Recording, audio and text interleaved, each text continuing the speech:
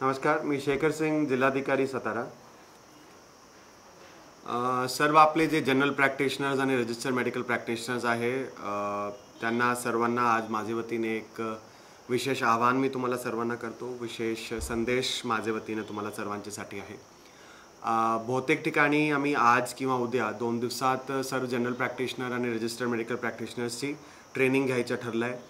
संपूर्ण आपले PHC क्षेत्रामध्ये जे ग्रामीण क्षेत्रामध्ये PHC ज्युरिस्डिक्शनमध्ये असणारे जे आपले GPs आहे त्यांची ट्रेनिंग आपलं PHC स्तरावर आणि त्याच मानाने शहराच्या ठिकाणी MS यांचे अतिरिक्त RH किंवा SDH मध्ये आपण ट्रेनिंग घेण्याचं ठरलं आहे. आजचं जे आपलं ट्रेनिंग घेण्याचं मुख्य जे आपलं हेतू, मुख्य उद्देश आणि आपल्याला काय वाटलं असं की आपण ट्रेनिंग घ्यावी, याच्या आधीसुद्धा आम्ही जवळपास 4 ते 5 वेळा तुमचं सर्व GPs आणि RMPsची ट्रेनिंग आपला झूम कॉलद्वारे किंवा गुगल मीटद्वारे आपण ऑलरेडी घेतलेली आहे. काही आपल्या जिल्ह्याचे काही जे कोविडला ट्रीट करणारे जे काही आपले फिजिशियन्स आहे त्यांचीसुद्धा तुमच्यासोबत ट्रेनिंग ठेवण्यात आलेली आहे. त्यांच्यासुद्धा इन्व्हॉल्वमेंट करून तुमची सर्व आपण ट्रीटमेंट प्रोटोकॉल काय असावा, इतर काही आपली गाईडलाईन्स फॉलो करावी, तशी सर्व आपण एक झूम कॉलवर सुद्धा ट्रेनिंग ठेवलेली आहे. पण आता मागच्या काही दिवसामध्ये असं आमच्या लक्षात येत आहे, विशेषतः आता सेकंड सर्जमध्ये, की पेशंट्सचं जे प्रेझेंटेशन आहे ते आपल्याकडे बऱ्यापैकी खूप लेट होत आहे. पेशंट्सचं जे अर्ली आयडेंटिफिकेशन झालं पाहिजे तो अर्ली आयडेंटिफिकेशन होत नाही. आता त्याच्यामध्ये वेगवेगळे आपण पाऊल उचलून घेऊ शकतो. पहिला एक पाऊल आहे की ग्रामदक्षता समितीला आणखी सजग करायचं, त्यांना आणखी प्रवृत्त करायचं आणि त्यांच्या मार्फत गावामध्ये अर्ली आयडेंटिफिकेशनचे साईन असणारे जे काही आपले पेशंट्स आहे ते आपली आरोग्य यंत्रणा, सरपंच, तलाठी, ग्रामसेवक सर्वांच्या समन्वयाने म्हणजे विशेषतः ग्रामदक्षता समितीचं टोटल एक टीमवर्क म्हणून लोकांना जे सिम्पटम असणारे त्यांना बाहेर काढायचं, त्यांची टेस्टिंग करायची आणि नंतर त्याच्यावर ट्रीटमेंट करायचं. दुसरा एक याचा जे पाऊल आहे, दुसरा जे एक याचा संपूर्ण स्ट्रॅटेजीचा धुवा होऊ शकतो तो आहे आपला जनरल प्रॅक्टिशनर्स आणि रजिस्टर्ड मेडिकल प्रॅक्टिशनर्सचे मार्फतची कारवाई. आणि म्हणूनच आपण असं ठरलं की तुमची ट्रेनिंग आपला 3-4 मुद्द्याच्या संदर्भात घ्यायची. ट्रेनिंगचा पार्ट एक वेगळा राहणार आहे. PPTचे मार्फत आम्ही तुम्हाला काय काय करायचं, कसं करायचं ते आम्ही तुम्हाला दाखवणारच आहोत. पण मला असं वाटलं की मला सुद्धा तुम्हाला सर्वांना विशेषतः एक ॲड्रेस करायची गरज आहे. माझ्या 3-4 मुख्य गोष्टी तुमचे साठी आहे. पहिली गोष्टी आहे early identification and early treatment. आता मागचे 1 वर्षाचा जर आपण कोविडचा संपूर्ण आपला एक्सपिरियन्स बघितला तर त्याच्यामध्ये एक गोष्टीचे लक्षात येते की जर आपण अर्ली आयडेंटिफाय करून अर्ली ट्रीटमेंट सुरू करू शकलो तर कॉम्प्लिकेशनची प्रॉबिलिटी खूप कमी होऊन जातात. तरी पण प्रॉबिलिटी राहतात कॉम्प्लिकेशनची, बिकॉज प्रत्येक माणसाच्या बॉडी वेगळी असतो, इम्युन स्ट्रेंथ वेगळी असतो, कोणाला काही कोमॉर्बिडिटी आहे, कोणाला काही इतर आजार आहे. तरी पण जर अर्ली ट्रीटमेंट सुरू केला, इवन कोमॉर्बिड लोकांना हॉस्पिटलायझेशनची गरज लागत नाही. कोमॉर्बिड लोकांना सुद्धा अर्ली ट्रीटमेंट, अर्ली आयडेंटिफिकेशन जर झाला की त्यांना आपण बरं करू शकतो without hospitalisation, without the need for hospitalisation. आता याचा एक संपूर्ण कॅस्केडिंग इम्पॅक्ट होतो. कॅस्केडिंग इम्पॅक्ट कसं होतो आहे, जर माणसाला अर्ली ट्रीटमेंट सुरुवातीला प्रायमरी स्टेजला भेटला नाही तर तो नंतर कॉम्प्लिकेट होणार, त्याच्यानंतर तो बेडची धावपळमध्ये असणार आणि त्याला हॉस्पिटलायझेशनची गरज लागणार. म्हणून काय होतो आहे की संपूर्ण बेड कितीच आपण जर वाढवले, जर आपण लोकांना वेळेवर ज्यांना गरज आहे त्यांना ट्रीट करू शकलो नाही तर कितीच वेळ वाढवले की तो पुरणार नाही. बिकॉज आता सद्यस्थित we are facing the pandemic in its total, म्हणजे सेकंड आपला जे पीक आणि सर्ज जे आलेला आहे. तर त्याच्यामध्ये तुमच्याकडून एक सर्व आपले GPs RMPs कडून एक खूप महत्त्वपूर्ण गोष्टी कशी आहे, ग्रामीण भाग असो किंवा शहरी भाग, विशेषतः शहरी भागमध्ये हे परिस्थिती असतात, पण ग्रामीण भागमध्ये सुद्धा बऱ्यापैकी आहे. सातारा जिल्ह्यामध्ये बऱ्यापैकी नेटवर्क आपले जनरल प्रॅक्टिशनर्सचं जवळपास 2,500 जनरल प्रॅक्टिशनर्स किंवा रजिस्टर्ड मेडिकल प्रॅक्टिशनर आपल्या जिल्ह्यामध्ये आहे. बरेच लोक सर्वात आधी काय झाला की आपले जनरल प्रॅक्टिशनर्सकडे जातात, जे ज्याला फॅमिली डॉक्टरसुद्धा म्हणतात किंवा जवळचा जे डॉक्टर आहे, मोहल्ल्याचा डॉक्टर आहे त्याच्याकडे जातात. त्याला विचारतात काय करायचं, कसं करायचं. काही वेळा आमचं असं लक्षात आलं आहे, आता हे कदाचित काही मायनॉरिटी जनरल प्रॅक्टिशनर्सचे मार्फतच होत असणार आहे, तरी पण ते घडतं आहे. आणि कसं घडतं आहे की एखादा पेशंट तुमच्याकडे आला की त्याला तुम्ही सिम्प्टोमॅटिक ट्रीटमेंट न देता, त्याला टेस्टिंगसाठी न पाठवता त्याचा एक वेगळाच ट्रीटमेंट सुरू राहतो किंवा त्याला पॅरासिटामॉल दिली जाते. फिवर 2-3 दिवसात थोडा कमी येतो, पण आपला जे रूट कॉज आहे, फिवर फक्त एक तुमचं लक्षण आहे, फिवर काय आपला रूट कॉज नाही आहे. रूट कॉज जर असू शकतात तर तो इन्फेक्शन असू शकतात कोविडचा. तर रूट कॉजवर जर आपण हिट केला नाही तर तो फीवर 2-3 दिवसाच्या नंतर फीवर त्याचा थोडा कमी होईल 2-3 दिवसात, पण लगेच तो नंतर हायपॉक्सिक होईल किंवा लगेच त्याचं सॅच्युरेशन कमी होईल, तो डिसॅच्युरेट होईल आणि पुढचा त्याची कॉम्प्लिकेशन वाढत जाणार. म्हणून तुम्हाला सर्वांना आज माझी विनंती आहे, सक्त सूचनासुद्धा आहे. एक तर आजचे घडीला पॅन्डेमिक सर्व ठिकाणी आहे, संपूर्ण बऱ्यापैकी जिल्ह्यामध्ये स्प्रेड आहे, बरेच गावामध्ये, आपला मॅक्सिमम गावामध्ये स्प्रेड आहे. तो गृहीत धरून कोणताच काही तुमच्याकडे सिम्पटम आला की त्याला संशयाची नजरेत तो कोविडचा पेशंट होऊ शकतो आहे, म्हणूनच तुम्हाला त्याचा ट्रीटमेंट सुरू केला पाहिजे, सिम्प्टोमॅटिकली ट्रीटमेंट सुरू केलं पाहिजे. एक तर सर्वात आधी त्याची टेस्टिंग करून घेतली पाहिजे. कोणी सिम्प्टोमॅटिक जर असेल तर सर्वात आधी त्याला रॅट टेस्टिंगसाठी प्रवृत्त केलं पाहिजे. रॅट टेस्टिंगमध्ये जर सिम्प्टोमॅटिक आहे, नेगेटिव्ह आला की लगेच RT-PCR सुद्धा प्रवृत्त केलं पाहिजे. सद्यस्थितीत रॅट आपले जवळपास 40 प्रायव्हेट सेंटर, आपली 72 PHC, आपले 17 RHSDH आणि डिस्ट्रिक्ट हॉस्पिटल आणि बरेच ठिकाणी नगर परिषदेच्या मार्फतसुद्धा त्यांनी त्यांचे सेंटर UPHC वगैरेमध्ये उघडलेले. तर आज खूप मोठ्या प्रमाणात आपल्याकडे रॅटची टेस्टिंगची कपॅसिटी आहे. कोणी जर सिम्प्टोमॅटिक आहे पेशंट तर त्याला ऑन प्रायोरिटी रॅट टेस्टिंग करून घ्या. नेगेटिव्हला लगेच RT-PCR पाठवलं पाहिजे. आता याच्यामध्ये तुमचा फॉलोअप खूप महत्त्वपूर्ण आहे. तुम्ही असं म्हणणार की पेशंट आम्ही सांगितला ऐकत नाही, पण तुम्ही फॉलोअप किती घेतला तो पण एक आपल्याला बघण्याचा एक मुद्दा आहे. फॉलोअप घेण्यासाठी तुम्हाला पेशंटला कॉल करून त्यांनी टेस्टिंग केला का नाही तो एकदा विचारला पाहिजे. थोडासा तुमच्या वतीने फॉलोअप ठेवला पाहिजे. आपण आज जिल्ह्याचा आपला संपूर्ण विचार केला तर जवळपास 13,500 आपल्याकडे ॲक्टिव्ह केसेस आहेत. 13,500 आपण जर 2,500 GPsमध्ये डिवाईड केलं तर हार्डली काही 6 ते 7 केसेस प्रत्येक GPला येतात. कदाचित शहराच्या ठिकाणी किंवा मोठे गावाच्या ठिकाणी एक GPच्याकडे जास्त केसेससुद्धा असू शकतात. तसा ॲव्हरेज आपल्याला सांगता येत नाही. तरी पण ॲव्हरेज आपले फक्त 5 ते 6 केसेस आहे. तर जर तुम्ही टेस्टिंगचा फॉलोअप करून ठेवला की आपण इन्शोर करू शकतो की तो माणसाला त्यांनी टेस्टिंग करून घ्यावी, जेणेकरून नाहीतर काय होतं आहे की तुमच्याकडून तो दवाई घेणार आणि इकडे तिकडे तो फिरणार आहे. टेस्टिंगमध्ये जर एकदा समजा त्याला खूप हॉस्पिटलायझेशनची सुद्धा गरज नाही, पण त्याला जर टेस्टिंगमध्ये तो पॉझिटिव्ह आला असेल सिम्प्टोमॅटिक असून तर त्याला कदाचित घरामध्ये थांबवण्याची पर्सेंटेज थोडी वाढणार आहे. नाहीतर विदाऊट टेस्टिंग तर तो इकडे तिकडे संपूर्ण गावाभरामध्ये फिरत राहणार आहे. आता यांच्या आयडेंटिफिकेशनसाठी एक जे खूप महत्त्वपूर्ण गोष्टी आहे ती आहे, मागच्या वर्षी तुम्हाला आठवत असेल आम्ही एक गुगल फॉर्मचं लिंक तुम्हाला सर्वांना सर्क्युलेट केला होता, तर आम्ही आज परत तुम्हाला सर्वांना सर्क्युलेट करतोय. स्ट्रिक्टली माझ्या वतीने तुम्हाला त्या गुगल फॉर्मवर तुमच्याकडे जे काही पेशंट येत आहे, ज्याला तुम्हाला कोरोना सदृश्य लक्षण दिसले आणि तुम्ही त्याला टेस्टिंगसाठी प्रवृत्त करून काउन्सिल करून टेस्टिंगसाठी पाठवलं, त्याची इन्फॉर्मेशन आमच्याकडे त्या गुगल फॉर्ममध्ये आली पाहिजे. याचे पुढे ज्या RMP आणि GPsकडून आम्हाला इन्फॉर्मेशन येणार नाही किंवा शून्य इन्फॉर्मेशन येणार, त्यांना आपण आमचे कॉल सेंटरच्या मार्फत कॉल करून विचारणारसुद्धा आहे. आणि कदाचित जर आपल्याकडे काही प्रोग्रेस दिसली नाही, कदाचित काही GPsवर मला नाईलाज ॲक्शनसुद्धा घ्यावं लागेल. सद्यस्थित पॅन्डेमिक आहे, आपली काही वेळ ॲक्शन घ्यायची वगैरेसुद्धा नाही आहे, पण काही वेळा स्ट्रिक्टसुद्धा वागण्याची गरज असते आणि या गोष्टीमध्ये 100% मी स्ट्रिक्ट वागणार आहे. आत्ताच तुम्हाला सर्वांना स्पष्टपणे मी सांगून देतो. तर म्हणून ती वेळ येणार नाही, मला 100% तुमच्याकडून अपेक्षित आहे. तर तुमच्याकडून जे अपेक्षित आहे की गुगल फॉर्ममध्ये डेली जे तुमच्याकडे पेशंट येतात ज्यांना कोरोना सदृश्य लक्षण आहे त्याची माहिती आम्हाला भेटली पाहिजे, त्यांचे संपूर्ण डिटेलच्या सोबत. तर तुमच्याकडे येणाऱ्या प्रत्येक पेशंटची डिटेल तुमच्याकडे ठेवा. शक्यतो लोक काय करतात, आपला ॲड्रेस नीट देत नाही. आम्हाला टेस्टिंगसाठी देतानासुद्धा कोरेगावचा असेल, खटावचा असेल, फलटणचा असेल ते ॲड्रेस साताराच देतात किंवा कराड देतात. नंतर आपण त्यांना ट्रॅक करायला खूप अडचणी होतो आहे. तर म्हणून त्यांचा एखादा आय कार्ड्स बघून जर तुम्ही ॲड्रेस नोट करून घेतला किंवा त्यांचा मोबाईल नीटपणाने घेतला तर आपल्याला त्यांना नंतर कॉन्टॅक्ट करता येणार. तर ही गुगल फॉर्मवर तुमच्याकडून माहिती भरणं 100% अपेक्षित आहे. पहिली गोष्टी आपली झाली टेस्टिंगची. दुसरी गोष्टी आता आहे मुख्य ट्रीटमेंटची. आता तुम्हाला एखादा पेशंट दिसला ज्याला तुम्हाला असा सिम्प्टोमॅटिकली तो दिसतो आहे की कदाचित तो कोविड सदृश्य त्याला लक्षण आहे आणि तो माइल्ड पेशंट म्हणून आहे, तर त्याच्या ट्रीटमेंट सिम्प्टोमॅटिकली सुरू करायला हरकत नाही. रॅट टेस्ट मी म्हणतोय तर एक तर रॅट टेस्ट करून घ्या. लगेच ते रॅट टेस्टमध्ये पॉझिटिव्ह आला की माइल्ड पेशंट जर तो असेल तर त्याच्या माइल्ड पेशंटचं जे ट्रीटमेंट प्रोटोकॉल आहे, काल पण मी तुमचे सर्वांचे GPsच्या ग्रुपवर सर्क्युलेट केलेला आहे. स्टेट टास्क फोर्सनी 2 ॲडवायझरी काढली, एक 3 पानाची ॲडवायझरी आहे आणि एक 30 ते 35 पानाचा आपला ट्रीटमेंट प्रोटोकॉल आहे.